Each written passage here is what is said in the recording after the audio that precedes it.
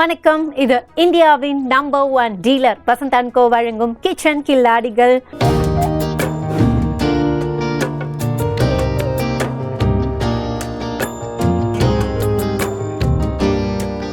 காசி ஹல்வா, இதுக்கு என்னென்ன தேவை சொல்லலாம்? வெள்ளை பூசணிக்காய், சர்க்கரை, உப்பு, நெய், பச்சை கற்பூரம், முந்திரி, பாதாம் பருப்பு, ஏலக்காய் தூள், சாஃப்ரான்ஸ். அண்ட் இதில் வந்து நமக்கு பார்த்தீங்கன்னா காய்கறியோட நன்மைகள்லாம் நம்ம வாயால சொல்றது இல்ல. அந்த பூசணிக்கால எவ்வளவு வாட்டர் இருக்கு பாருங்களா, நம்ம வாட்டர் சேர்த்த மாதிரி தண்ணி கண்டென்ட் அதிகமா இல்ல. ஸோ அதனால வெயில் காலத்துல பூசணிக்காலாம் சாப்பிட்றது யோசிச்சு பாருங்க. அவ்வளோ டீஹைட்ரேட் எவ்வளோ ஆயிருந்தாலும் பிரச்சனை இல்லை, அதை சாப்பிட்டீங்கன்னா ஓகே நார்மல் ஆயிடும்னு நினைக்கிறேன். ஓகே, ஸோ இப்போ ஃபர்ஸ்ட் என்ன பண்ண போறோம் அப்படிங்கறத கேட்கறதுக்கு முன்னாடி என்ன பண்ணி வச்சுக்கோ? துருவி பூசணிக்காவோட அந்த மேல இருக்கிற அந்த பச்சை கலர் தோலையும் எடுத்துட்டு உள்ள சின்ன விதைகள் இருக்கும், அந்த விதையை எடுத்துட்டு துருவி வச்சிருக்கோம், அவ்வளவுதான். ஓகே, அண்ட் துருவும் போதே வாட்டர் வரும், அந்த வாட்டர் தண்ணியை நம்ம எடுத்து வச்சுக்கணும். Fine baby. இப்போ நமக்கு ஒரு கடாயை வச்சுக்கலாம். ஓகே, இப்போ நான் என்ன பண்ண போறேன்னா பூசணிக்காய் வந்து தோலை சீவிட்டு துருவி வச்சிருக்கேன். ஸோ இந்த தண்ணியை மட்டும் நம்ம ஃபில்டர் பண்ணி ஹீட் பண்ணிக்கலாம். இப்படியும் பண்ணிக்கலாம், இல்ல நான் ஒரு கிளாத் வச்சிருக்கேன், அந்த மஸ்லின் கிளாத்னு சொல்லுவாங்க. ஸோ அதுலயும் நல்லா ஃபில்டர் பண்ணிக்கிறதா இருந்தாலும் பண்ணிக்கலாம், இல்ல இந்த மாதிரி ஃபில்டர் பண்றதா இருந்தாலும் பண்ணிக்கலாம். பட் ஆனால் தண்ணியை வந்து வேஸ்ட் பண்ண வேண்டாம். ஓகே, ஸோ இந்த தண்ணி வந்து ஃபர்ஸ்ட் வந்து கொஞ்சம் லைட்டா ஹீட் ஆகணும். இந்த தண்ணி ஹீட் ஆனதுக்கு அப்புறமா நம்ம போட்டு வேக வைக்கலாம். இதுல அந்த தண்ணி கொஞ்சம் கொஞ்சமா ஹீட் ஆகும்போது பாத்தீங்கன்னா அதோட வாசனை, நமக்கு ஒரு காய்கறிக்கு ஒரு வாசனை இருக்கும்ல, அந்த ஃபிளேவர் நல்லா தெரியுது. ஸோ எடுத்த உடனே நான் நினைச்சேன் ஏதோ கீ அப்படி ஏதாவது ஆட் பண்ணுவோம்னு. ஃபர்ஸ்ட் இந்த தண்ணி தான் ஃபர்ஸ்ட் தண்ணி லைட்டா பபிள்ஸ் விடும்போது நம்ம வந்து அந்த காயை போட்டுக்கலாம். ஸோ இது அப்படியே ஒரு பபிள்ஸ் வரட்டும், அதுக்குள்ள நம்ம வந்து மற்றதை பார்க்க ஆரம்பிச்சோம். ஓகே, அப்ப இதை தூக்கி நான் இங்கே வச்சிடுறேன். ஓகே, ஆன் பண்ணிடலாம்.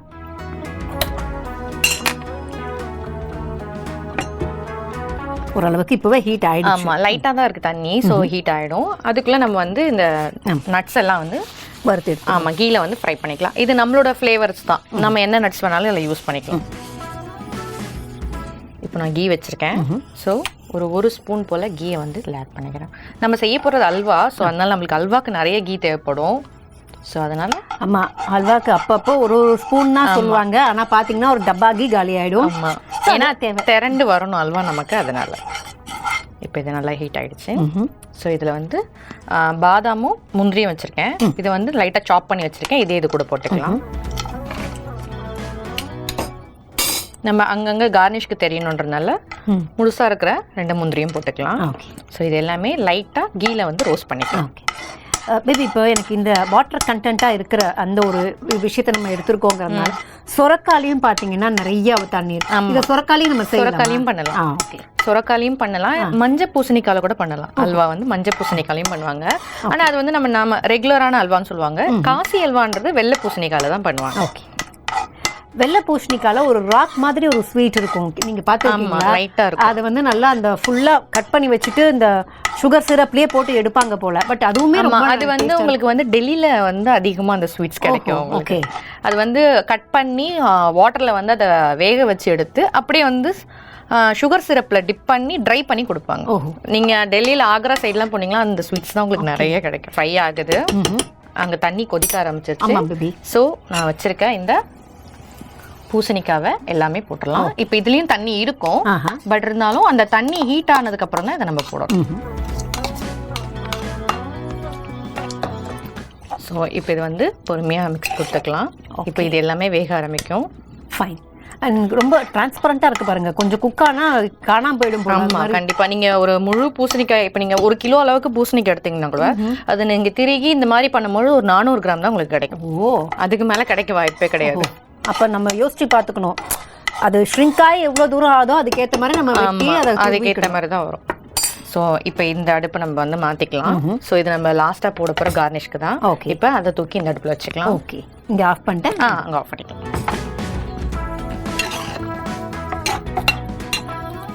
இதுக்கு வந்து ஈக்குவல் குவான்டிட்டி சுகர். இப்போ 1 கிலோ எடுக்கிறோம் பூசணிக்கான 1 கிலோ சுகர் எடுக்கக்கூடாது.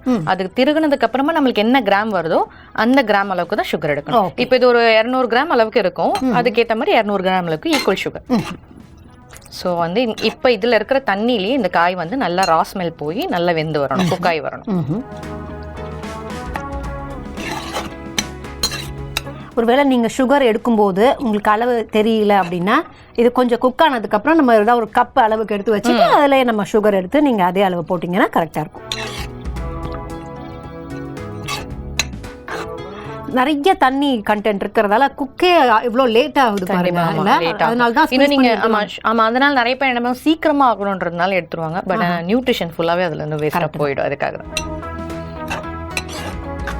அல்வா அப்படின்னாலே நம்மளுக்கு கொஞ்சம் அதிகமான நேரம் எடுக்கிறது அல்வா. ஆமா அல்வா அதை நான் சொல்லுவாங்களா திரண்டு வரதுக்கு அவ்வளோ லேட் ஆகும். அது திரண்டு வரணும் அந்த அளவுக்கு டைம் எடுக்கும். ஸோ இந்த அல்வா இன்னும் கொஞ்சம் அதிகமாகவே டைம் எடுக்கும்.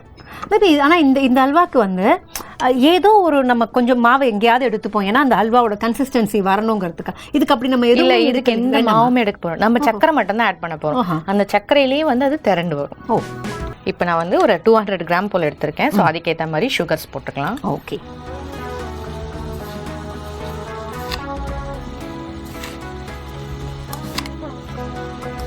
ஒரு 6 ஸ்பூன் அளவுக்கு போட்டிருக்கேன்.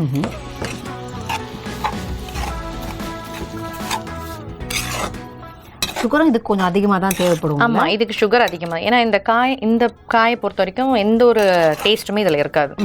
ஃபுல்லாகவே பிளைண்டாக தான் இருக்கும். ஸோ அதனால் இதுக்கு நல்ல சுகர் கண்டென்ட் இருக்கணும். ஸோ இப்போ இது நல்லா மெல்ட் ஆகிடுச்சு. இப்போ ஃபுல்லாகவே வந்து அந்த தண்ணி இறுகி மொத்தமாக சேர்ந்து வந்தாலே நம்மளுடைய காசி அல்வா ரெடி ஆகிடும். ஓ அவ்வளோதானா? ஆமாம் இப்போ இந்த தண்ணி நான் சுகர் போட்டோம். இதே டைமில் வந்து நம்ம கொஞ்சமாக வந்து ஏலக்காய் பொடி போட்டுக்கலாம். ஓகே இது கூட சாஃப்ரான் வச்சுருக்கேன். ஸோ அதுவும் போட்டுக்கலாம். சாஃப்ரான் போட்டதுக்கப்புறமா இதோட கலரே சேஞ்ச் ஆகிடும். ஸோ அதனால ஃபஸ்ட்டே சாஃப்ரான் போட்டுக்கலாம். இப்போ வந்து இது இறுகி வரணும் நமக்கு. ஸோ மறுபடியும் அந்த கை விடாமல் கிளறிட்டு இருக்கோம். அண்ட் இறுகி வந்ததுக்கப்புறம் அதுக்கப்புறம் ஆட் பண்ண வேண்டிய விஷயங்கள் ஏதாவது இருக்கா இல்லை ரெடி ஆயிடுச்சா? இல்லை இப்போ நம்ம இறுகும் பொழுது நம்ம கொஞ்சம் கொஞ்சமாக கீ சேர்க்க போகிறோம். ஃபினிஷ் பண்ணும் போது எப்போவுமே சுகருக்கு சேர்க்குற ஒரு பிஞ்ச் ஆஃப் சால்ட்டு சேர்க்க போகிறோம். ஓகே அப்போ குக்கிங் டைம் தான் இதுக்கப்புறம் நம்ம பார்க்க வேண்டியது. ஆமாம் இது ஒரு லைட் ஆரஞ்ச் அந்த மாதிரி ஒரு எல்லோவிஷ் கலரில் வரும் இது. ஸோ அது காரணம் வந்து அந்த சாஃப்ரான் மட்டும்தான். ஓ ஸோ அந்த கலரும் வரணும்னா நம்ம குக் பண்ணணும். ஸோ இதை வந்து நடுவில் நம்ம கைவிடாமல் கிண்டணும். ஏன்னா சுகர்ன்றதுனால அது கொஞ்சம் கேரமலைஸ் ஆகிடும் நமக்கு. ஸோ அந்த ஃபார்மேஷன் வரக்கூடாது. அப்படி இல்லை எனக்கு வந்துடும் அப்படின்னு ஒரு பயம் இருக்குன்னா லைட்டாக லைம் வந்து யூஸ் பண்ணிக்கலாம். ஓ அப்போ ஒன்றா சும்மா ஒரு ஃபியூ ட்ராப்ஸ் தான் போடணும். நான் இன்னைக்கு யூஸ் பண்ணல. பட் ஆனால் எனக்கு கேரமலைஸ் ஆகிடுமோன்னு ஒரு பயம் இருக்குன்னா ஒரு 2-3 ட்ராப்ஸ் மட்டும் எலுமிச்சப்பழம் போட்டுக்கலாம். ஆனால் அப்படி சுகர் இருக்குமா என்ன? பட் இல்லை ஆமாம் நிறைய பேருக்கு பார்த்தீங்கன்னா குலோப் ஜாமுன் செய்யும் போது கூட ஜீரா வந்து சீக்கிரமாக வந்து அவங்களுக்கு வந்து இறுகிடும்னு சொல்லுவாங்க. நம்ம நைட் லிக்யூட தான் போட்டால் மார்னிங் தொடர்ந்து பார்த்தா எல்லாமே ஒன்றும் ஒட்டிக்கிச்சுன்னு சொல்லுவாங்க. அப்போ நீங்கள் ஜீரா செய்யும் பொழுது லைட்டாக ஒரு ஃபியூ ட்ராப்ஸ் மட்டும் போட்டால் போதும். இப்போ ஓரளவுக்கு தண்ணி வத்திருச்சு. வத்துறது மட்டும் இல்லை கொஞ்சம் கொஞ்சமாக அது குக் ஆகிட்டே வர்றது அந்த வித்தியாசம் தெரியுது. கொஞ்சம் வேலை தான் பாக்கி இருக்கு. இப்போ வந்து நடுவில் மட்டும் ஒரே ஒரு ஸ்பூன் கீ மட்டும் நீங்கள் ஆட் பண்ணுங்க. ஓ ஓகே ஒரு ஃபுல் ஸ்பூன் ஆட் பண்ணுங்க. போடுங்க. அந்த ஹீட்டில் கீ விடும்போது இல்ல அது ஒரு மாதிரி கிளாஸியான ஒரு ஸ்ட்ரக்சர் நமக்கு கொடுக்கும். இங்க பாருங்களேன். ஆமா உடனே பாருங்க போட்டது லைட் ஒயிட்ல போட்டோம். இப்ப பாருங்க கிளாஸியா இருக்கு நல்லா. கரெக்ட். எனக்கு இப்போதான் ஞாபகம் வருது. இதுக்கு அந்த மெஹந்தி கிரீன் கலர் ஆட் பண்ணுவாங்கல்ல, நம்ம அதெல்லாம் ஆட் பண்ண போறோம். நம்ம எதுவுமே ஆட் பண்ண அதுக்காக தான் நம்ம வந்து சாஃப்ரான் போட்டிருக்கோம். சூப்பர். சாஃப்ரானே நம்மளுக்கு அந்த மைல்டு எல்லோ கொடுத்துருச்சு. இப்போ இதுல ஒரு பிஞ்ச் ஆஃப் சால்ட் போட போறேன். ஃபர்ஸ்ட் எல்லா ஸ்வீட்டுக்கும் போடுறது தான் ஒரு பிஞ்ச் ஆஃப் சால்ட். நெக்ஸ்ட் இன்னொரு விஷயம் ரொம்ப ரொம்ப சூப்பரான விஷயம் என்னன்னா பச்சை கற்பூரம். ஸோ அதுவும் ஒரே ஒரு சின்ன பிஞ்சு தான் போடுறேன். ஸோ ரொம்ப கம்மியானது. இது ரெண்டுமே இன்னும் இந்த ஸ்வீட்டை வந்து என்ஹான்ஸ் பண்ணி கொடுக்கும்.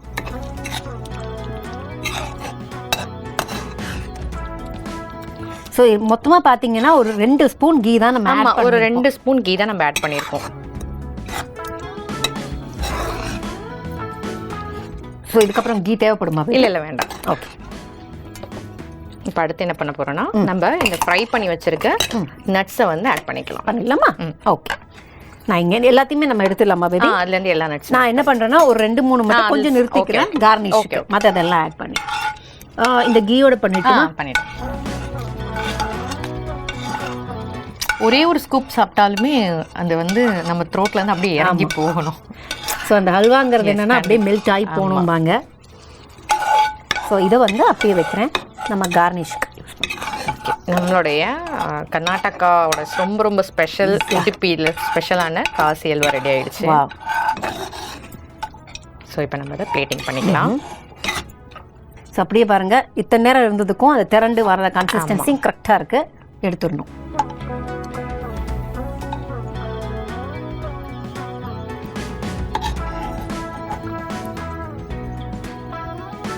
ஃபைன்.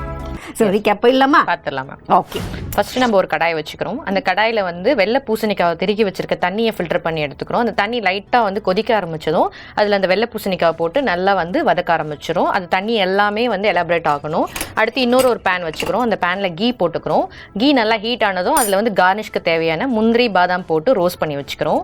இந்த பேனில் வந்து தண்ணி ஃபுல்லாகவே எலாபரேட் ஆகி வந்ததுக்கப்புறமா இதில் தேவையான அளவுக்கு சுகர் போடுறோம். சுகர் நல்லா மெல்ட் ஆகி கரைஞ்சதுக்கப்புறமா இதில் வந்து ஏலக்காய் பவுடர் போடுறோம், கொஞ்சம் சாஃப்ரான் போடுறோம். இது எல்லாமே ஒன்றா போட்டு சுகர் நல்லா மெல்ட் ஆகி அல்வா பதத்துக்கு வரும்பொழுது ஃபைனல் ஸ்டேஜில் வந்து கொஞ்சமாக கீ போட்டு மிக்ஸ் பண்ணுறோம். அடுத்து ஒரு பிஞ்ச் ஆஃப் சால்ட்டும் ஒரு பிஞ்ச் ஆஃப் பச்சை கருப்புறமோ போட்டோன்னா நம்மளுடைய காசி அல்வா ரெடி ஆகிடும்.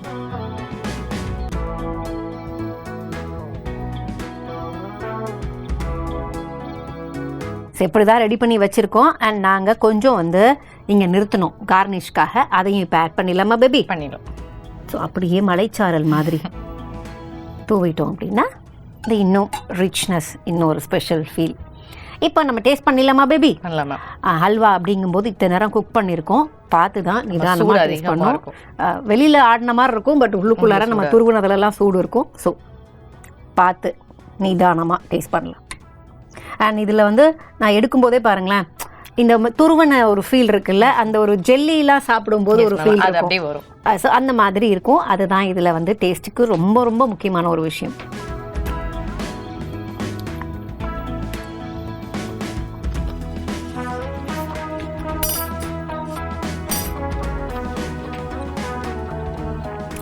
அந்த ஹல்வாவை விட வந்து நம்ம அந்த கிரன்ச்சியான ஒரு ஃபீல் அப்படி கடிச்சு சாப்பிடும்போது இருக்குல்ல, சிறப்பு. ஸோ இதனால தான் நம்ம வந்து நிறைய ரெசிபிஸ் அப்படி பண்ணலாம் இப்படி பண்ணலாம் அப்படின்னாலும் ஒரு வெஜிடபிள்ஸில் பண்ணுற அந்த ரெசிபிஸ் எனக்கு எப்போவுமே ஸ்பெஷல். ஏன் அப்படின்னா வந்து அதில் முழுக்க முழுக்க நிறைய நல்ல பெனிஃபிட்ஸ் மட்டுமே இருக்கும்.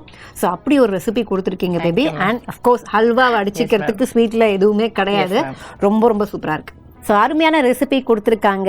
அண்ட் நம்ம கிச்சன் கில்லாடிகள் கிராமத்து சமையலில் பார்த்தீங்கன்னா நிறையா ரெசிபிஸ் ஷேர் பண்ணியிருக்காங்க. ஸோ இன்னும் இதே மாதிரி அவங்களோட ரெசிபிஸ் ஆகட்டும் அண்ட் நல்ல ஒரு விஷயங்கள்லாம் ஷேர் பண்ணிகிட்டே இருக்கணும். அண்ட் அவங்களுக்கு நம்ம வசந்த் அண்ட் கோ சார்பாகவும் வசந்த் தொலைக்காட்சி சார்பாகவும் எல்லா விஷஸும் நினைவாகணும். அண்ட் அவங்களுக்கு ஹாப்பினஸ் அண்ட் அதுக்கப்புறம் வெல்த், இது எல்லாமே லக், இது எல்லாமே சேர்ந்து இருக்கணும் அப்படின்னு நாங்கள் விஷ் பண்ணிக்கிறோம் இந்த நியூ இயரில். Thank you so much ma'am. Thank you baby.